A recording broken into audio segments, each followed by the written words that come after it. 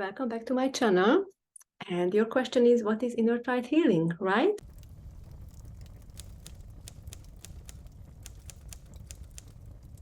So people say that your current issues and your current triggers or feeling bad or feeling stuck or not feeling loved or not feeling good enough is coming from child traumas, right? Why they are saying you still have that inner child is very, so, you were a child years ago and now you are an adult, but you still have an inner child, huh? So what is happening? Probably you heard it from other videos of mine that we have many layers, and we have our physical body, but we have other layers as our karmic past, our past lives, and our other energies, our soul family, so on and so forth. But also the inner child is interesting thing, because we always say that time is an illusion. There is no such a thing as time. So if we think about it, that the present moment is now and the past and the future is now. So eventually your child time or your childhood is now as well. So while you are an adult and experiencing whatever you're experiencing, you are still the child in past, present, future, whatever.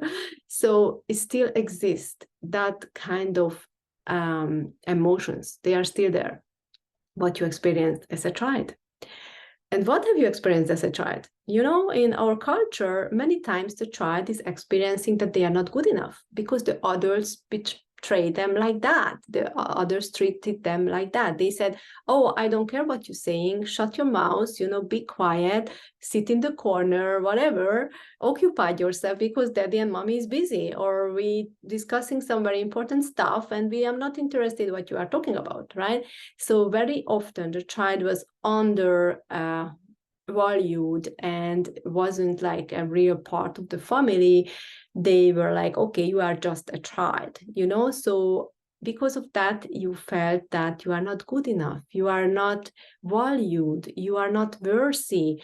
And then other issues, what happened to you in school, you got bullied, or the teacher was telling that you are stupid, or all kinds of stuff, because everything was just like about one metric. Like you had to reach a certain level in certain things to be called smart, or you had to reach a certain level in certain things to called talented or good person. If you were unable to perform good in math or grammar or whatever, you were lacking in certain areas, then you were already stupid. So there was it was not respected and honored to be unique or have some unique traits which other did not carry, and have some amazing traits what made you unique. And thanks God, nowadays are more and more these unique traits and the talents are more picked up, and is not that urgent to actually bring up all the knowledge or bring up all the studies at the same level. So you don't need to be like smart at math and grammar and everything, and history and biology and physics and chemistry. You can be in one area very good, talented and very good, which you're interested in, and then not so good in the other ones, because it's completely fine, because we want you to be amazing in one thing and then master it. So what I'm saying is, back in the days when you were a child, you were probably told off hundreds times, thousands of times, and that actually created the beliefs that you are not good enough. So when we're talking about inner child healing, basically we want to assure that inner child that you are good enough and you are loved and you are perfectly fine as you are, right? How is it happening? It can happen in different ways. Sometimes people use meditation techniques that actually they imagine that in the meditation, they are actually returning to those situations when you were a child, and yourself, you're walking into that place where you are as a child, and you're hugging yourself, and then you're telling yourself you are amazing, you are good enough, and I love you, and I'm giving you everything what you actually were lacking, right? And then don't worry, your future is going to be amazing. And this is how you can actually heal an inner child. So another way how I do it personally is actually I'm looking at actually if you had any childhood trauma. Have you had any childhood trauma? Do you remember it? If you don't remember it, then we're just looking at the triggers which are occurring currently in your life when you don't feel enough or when you have self-esteem issues, right? And then we start to connect you to the unconscious mind in delta brainwaves to bring the memories. And then they're going to come up from childhood memories. And then we can start healing those memories and doing forgiveness and actually also hugging yourself and showing love. Not always childhood trauma, which represents current not feeling good enough or worse situations. They could be also past life situations.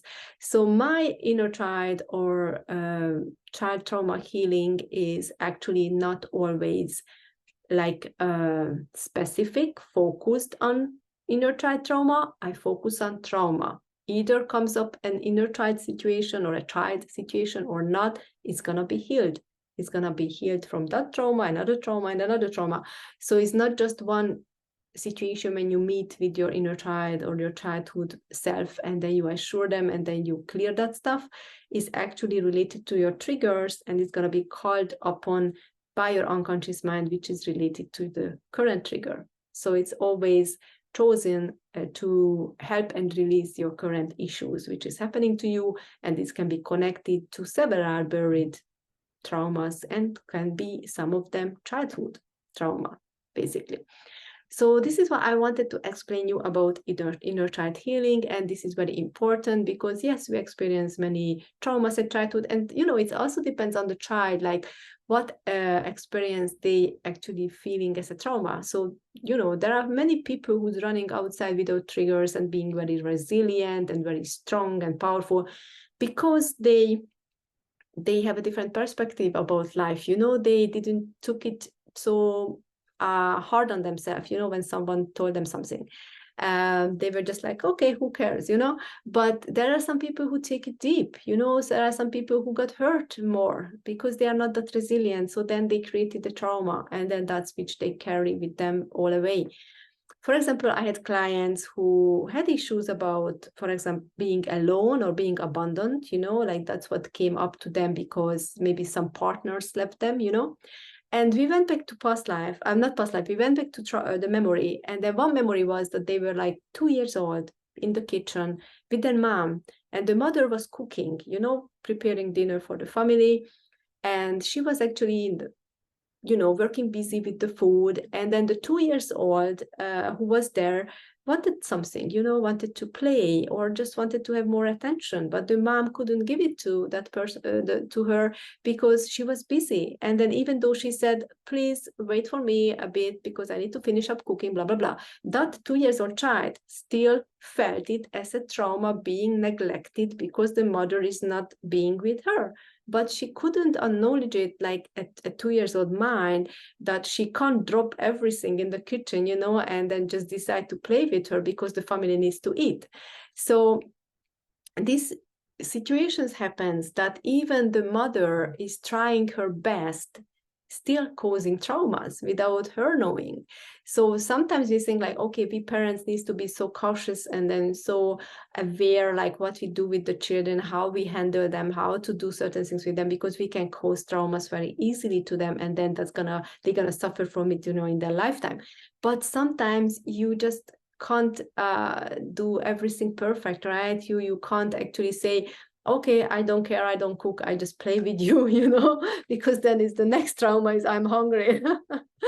So anyway, the adults needs to have like sense to it. And then the child is basically, if they experience these kind of things, then just love. You just need to give love whenever later you have time with them and you spend time with them. You just need to assure that you love them, you know, and unconditionally, and you accept them as their needs, you know, you accept them, their request or their way of being, you know, their uniqueness basically, and you support them on their journey and you take them seriously, you know.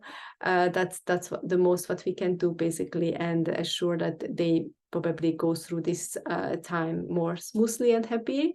And anyway, you know, these tools are amazing. So if she's still gonna stuck in some triggers later on, you can always use this technique to help her.